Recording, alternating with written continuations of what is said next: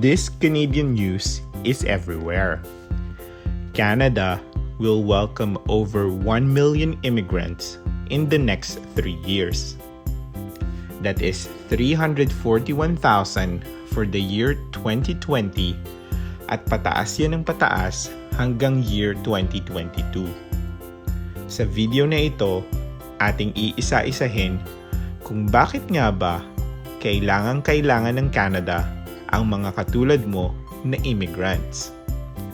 Simulan na natin. Number 1. Canada is the second largest country in the world. Pero kahit ganon kalaki ang Canada, its population is almost about 38 million as of 2020.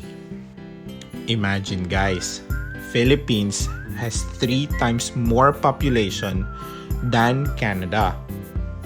Napakarami pa rin ng lugar dito sa Canada na kulang pa rin sa mga tao and sa community, which makes it to our very first reason. Canada needs immigrants because it needs people. Lalong-lalo na sa mga rural at Atlantic provinces, kaya naman maraming immigration pathway ang binubuksan ng Canada para i-attract ang ibang mga aspiring immigrants to choose lesser populated cities and lesser dense provinces. Number 2. Canada has a shortage of skilled professionals and trades. Yes, this is true. Napakarami pa rin ang vacancy dito sa Canada and dahil sa skills mismatched, nahihirapan pa rin ang mga employers to fill that gap. Training someone will cost them more money rather than getting it from outside. Yan yung palaging sinasabi ng mga employers dito. Kaya dito rin papasok ang solution ng mga immigrants. With experienced immigrants bringing their technical skills to Canada, this is actually the fastest way to shorten that gap and help the Canadian company and Canadian economy moving. Number 3. Immigrants are a readily available workforce. As we all know, napakataas ng education requirement, working experience, and technical skills required for immigration alone, and I'm talking about express entry as I have personally experienced this myself. With high percentage of aspiring immigrants holding bachelor's degree, master's degree, or even doctorate, along with their countless years of working experience, these immigrants brings value to Canada as a readily available and trainable workforce. Number 4. Immigrants adds a boost in Canadian economy. Let's face it, hindi naman pumupunta ang mga aspiring immigrants ng Canada nang walang pera. Kaya nga ang taas din ng proof of funds requirements para sa ibang pathway. Some Canadian dreamers even sell all their properties and bring all that money to Canada. They bring all their international savings from their own country. Of course, this money will be spent within Canada, which further help Canadian businesses and moves Canadian economy. Number 5. Immigrants are cheaper and more cost-effective. Siyempre, immigrants brings their degrees and work experiences already. Hindi na kailangan ng Canada na pag-aralin pa sila, which will put strain on the Canadian education system. And alam naman natin na it takes a lot of years just to graduate on one degree. Yung iba nga, they will take some government loan and assistance. Pero with immigrants, they are already bringing their education, kasama na yung mga seminars and trainings, and if their skills are transferable enough, madali talaga silang makakakuha ng trabaho. Immigrants are also willing to accept relatively lower pay just to set their foot on the Maple Leaf country. Bago tayo magpatuloy, kape muna mga kabayan, and sana nakapag-subscribe ka na rin. Number 6. Imagine those 1 million people coming in.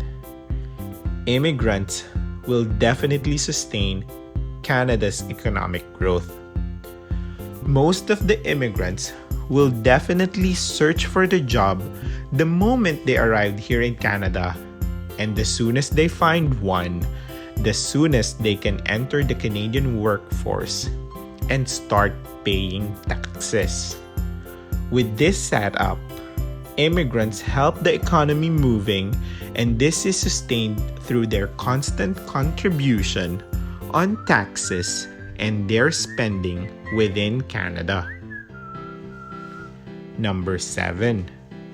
Canada needs immigrants because it has aging population.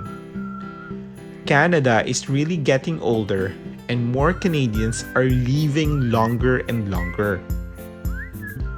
This aging population will all require government pension, and without talented and young professionals to take on the job and contribute to these funds will eventually run out. Someone, like the immigrants, has to sustain and work to keep that cycle moving. Kaya sobrang okay din talaga sa Canada to attract young and talented aspiring immigrants. Number 8. Immigrants brings new ideas and innovations. Tailored to with the skills developed by immigrants sa ibang bansa.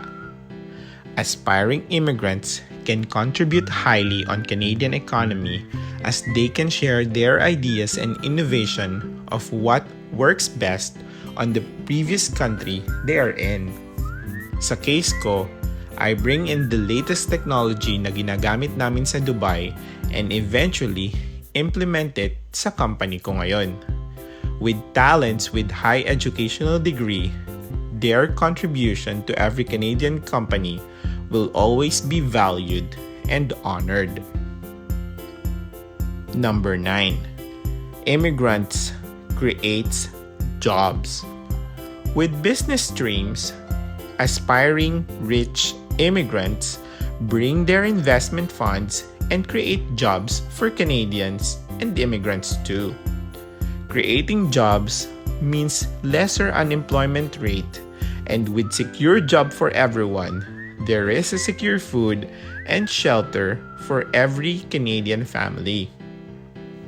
Aside from the jobs, these immigrants' businesses also pays taxes, which also goes to the Canadian government. Number 10. Immigrants will bring diversification. Canada has always been ranked as one of the most diversified nation, with immigrants living their lives and respecting each other. Kasama na tayong mga Pilipino doon, ang lahi ng mga hardworking at syempre, lahi ng mga hindi pasaway. Hindi naman tayo pasaway, di ba, mga kabayan? At yan ang 10 reason kung bakit kailangan ng Canada tayong mga immigrants.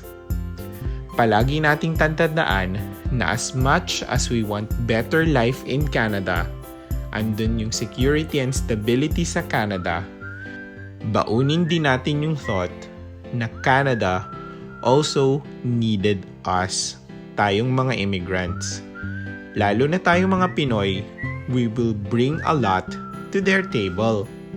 Magagaling kaya tayong mga Pinoy professionals. Sana ay may natutunan kayo sa video na ito. Please hit the subscribe button if you haven't done so. And I hope you can share this video sa mga aspiring Canadian immigrants din. Maraming salamat ulit sa panunood, and we will see you again on our next videos. We are Pinoy Professionals, Canada.